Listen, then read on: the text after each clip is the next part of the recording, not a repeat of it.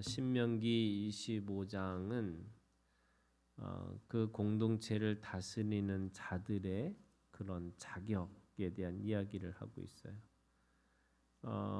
하나님의 주시는 그 자녀권이 있고 왕권이 있다면 그 왕으로서의 자격이 뭘까? 세 가지를 이야기하고 있어요. 성경은 긍휼과 공의와 정의를 지키라 이렇게 얘기하고 있습니다. 그 긍휼이라고 하는 사랑을 베푸는 자가 되는 거고, 공의라고 하는 하나님의 기준대로 모든 사람들에게 똑같이 그 하나님의 의를 드러내라라고 말씀하시는 거고, 정의라고 하는 것은 사람을 살리는 방식의 법을 이야기하고 있는 거예요. 그래서 그때마다 바르게 또는 적당하게 그 정의를 베풀고 살아가는 거죠. 그래서 긍휼과 공의와 정의라고 하는 것은 이 다스리는 하나님 나라에 있어서 가장 중요한 세 가지의 원리라고 할 수 있습니다.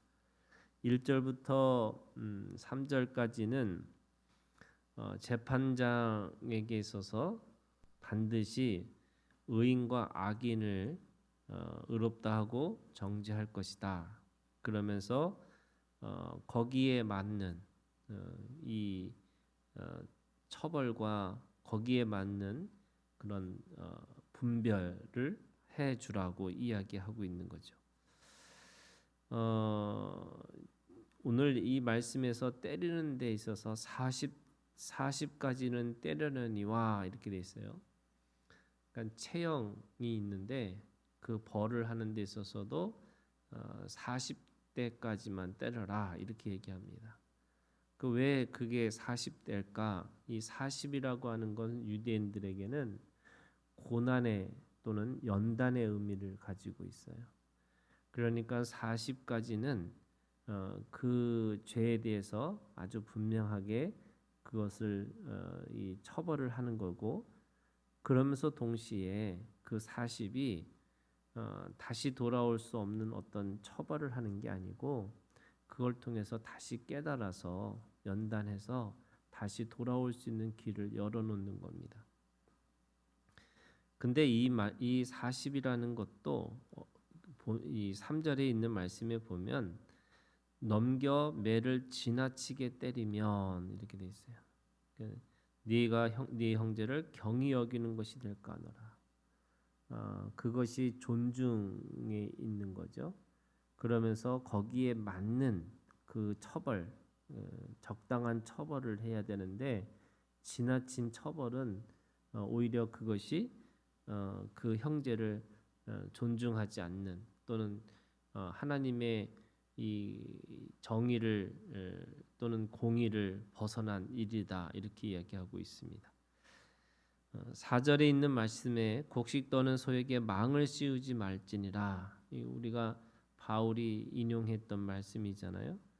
다시 말해서 그 곡식을 떠는 소를 향해서 또 무엇인가 그걸 망을 씌워가지고 또 그거를 하지 못하게 만드는, 그러니까 우리가 이런 거와 같은 거예요.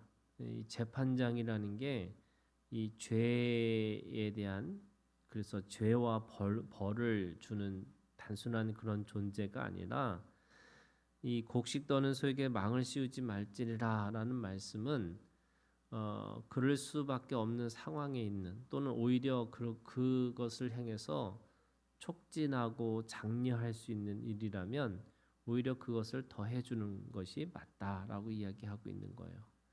그러니까 재판장이 꼭 죄에 대한 벌을 주는 것만이 아니라 어떤 때는 상을 줄 수 있는, 또 그것에 대해서 적당한 대가를 치를 수 있도록 그렇게 만들어주는 것이 재판장이라고 할 수 있는 겁니다.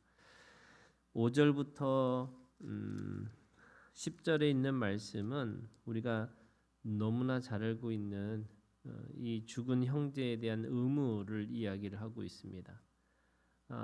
그 죽은 형제를 위해서 특별히 그 죽은 형제의 대를 이어가기 위해서 그 아내를 그 형제들 중에 하나에게 주라 이렇게 얘기하는 거죠. 그래서 그 낳은 아들을 계속해서 그 계대를 이어갈 수 있도록 그렇게 만들어 주는 겁니다. 이것은 아마도 이 공동체 안에서 그 땅이 반드시 그 사람들에게 주어지는 땅이잖아요. 그러니까 하나님이 주신 땅을 아무리 어렵고 힘들어도 팔 수는 있어도 다시 7년이 되면 또는 77이 49년, 50년이 돼서 신년이 되면 다시 돌려주는 법이 있어요. 그런데 그 주인이 없다라고 할 수는 없게 하기 위해서 반드시 그 죽은 형제를 위해서 대를 잇게끔 그렇게 만들어주는 거예요. 그게 어떻게 보면 공동체가 함께 살아내는 또는 그 공동체가 함께 그 누구나 자신의 권리를 가지고 살아갈 수 있도록 그렇게 만들어주는 거죠. 그런데 그걸 원하지 않는 사람, 10절에 있는 말씀에 보니까 이스라엘 중에서 그의 이름을 신벗김 받은 자의 집이라고 얘기합니다. 그러니까 그것을 따르지 않는 그것에 대해서 거부하는 그런 사람이 있다면 그 사람을 신벗김 받은 자라고 그렇게 그 공동체 안에서 분명한 처벌을 하라는 거예요. 근데 이거 뭐냐면 신을 벗는다라는 말은 그 당시의 사람들에게 모욕과 수치를 상징하는 거예요. 그러니까 하나님의 말씀대로 그렇게 계대를 이어서 계대를 이어줄 수 있는 그런 일들을 감당해야 되는데도 불구하고 그것을 거부했다라고 한다면 그것이 모욕과 수치라고 하는 것을 모든 사람들에게 알리고 그렇게 하라고 이야기하시는 거죠. 우리가 잘 알고 있는 이 유다와 다말의 이야기가 그런 거예요. 유다와 다말의 관계가 세상의 사람들에게는 도덕적이고 윤리적인 문제가 있을 수 있지만은 이 계대를 이어가는 이 계대 결혼을 통해서 도저히 그 유다가 그걸 따르지 않을 거라고 생각하니까 다말이 속여서 시아버지와 이 관계를 하고 그 아들을 낳는 것이 결국에는 그 계대를 이어가는 그 집안의 전통으로서의 그 과정이었고 결국에는 네가 옳도다라고 하는 이 유다의 고백은 결국 하나님이 그렇게 하셨다라는 것을 고백하고 있는 거죠. 그러기 때문에 이 도덕과 윤리라고 하는 이 관점으로만 이해하면 안 되는 그런 하나님의 그 생명의 법이 그 안에 있다고 말씀하고 있는 겁니다. 11절부터 16절에 있는 말씀은 서로 완전히 다른 일들을 이야기를 하고 있는데 11절부터 12절에는 아무리 싸우더라도 그 집안의 계대를 이어가는 것에 대해서 그거를 거부하는 사람에게는 그 여자에게는 손을 찍어버리라 이렇게 말씀하고 있는 거고 13절부터 16절은 두 가지 기준을 가지고 이럴 때는 이렇고 저럴 때는 저렇게 두 가지 기준을 가지고 살지 말라는 거예요. 그러니까 이 공의와 정의라고 하는 것이 하나님의 공의는 절대 기준인 거죠. 그러니까 그 절대 기준을 벗어나서 이게 이 기준을 두 가지를 가지고 살지 말라 이렇게 얘기하고 있습니다. 모든 사람들에게 똑같이 적용돼야 할 법이 있는 거죠.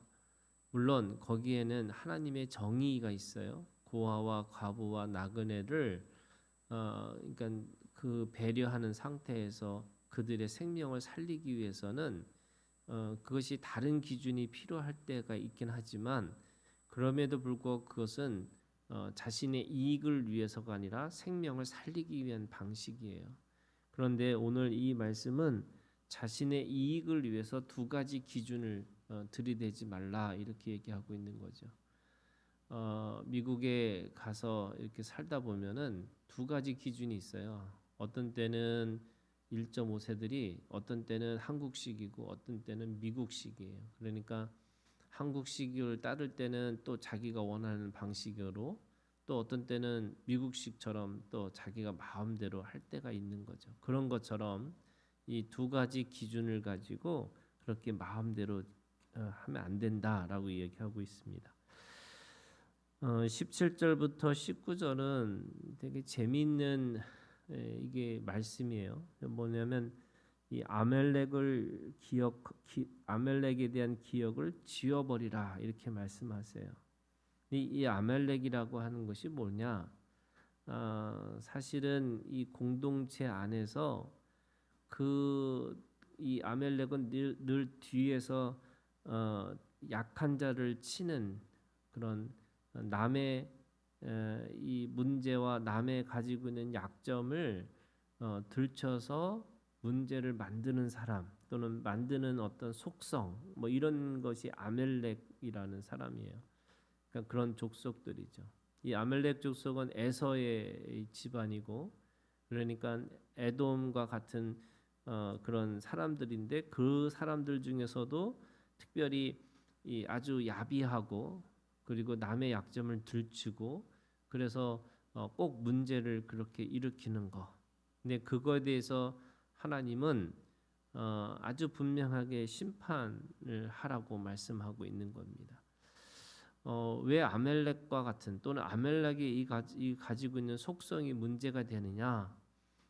이게 약한 자들을 친다라는 거예요.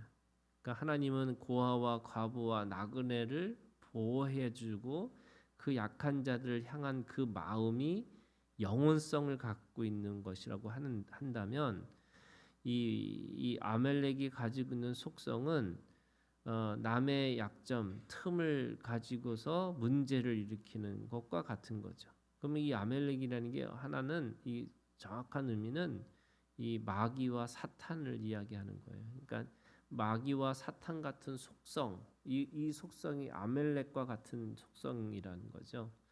그래서 남의 약점, 남의 문제점, 남의 것들을 들춰서 누군가를 그렇게 공격하거나 이 공동체를 공격하는 사람들의 이 속성들이 있다는 거예요. 그런 의미에서 아멜렉에 대한 기억을 지워버리라, 너는 잊지 말지니라, 이렇게 얘기해요. 그러니까 그 기억을 지워버리라라는 말씀은 그거에 대한 속성, 또는 이 아멜렉의 정신하고 아주 끝까지 이걸 진멸 전쟁이라고 하는 거잖아요.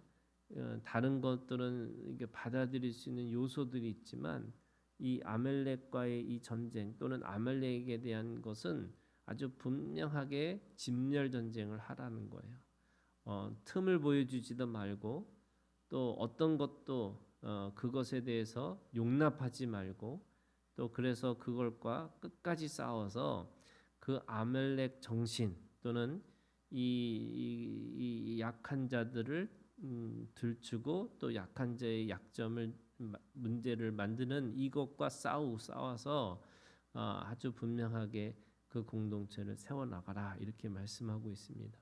오늘도 주님이 주시는 긍휼과 공의와 정의의 그 마음과 그 믿음을 가지고 오늘도 주님 안에서 다스리는 자로 살아가는 우리가 되기를 주님의 이름으로 축원합니다.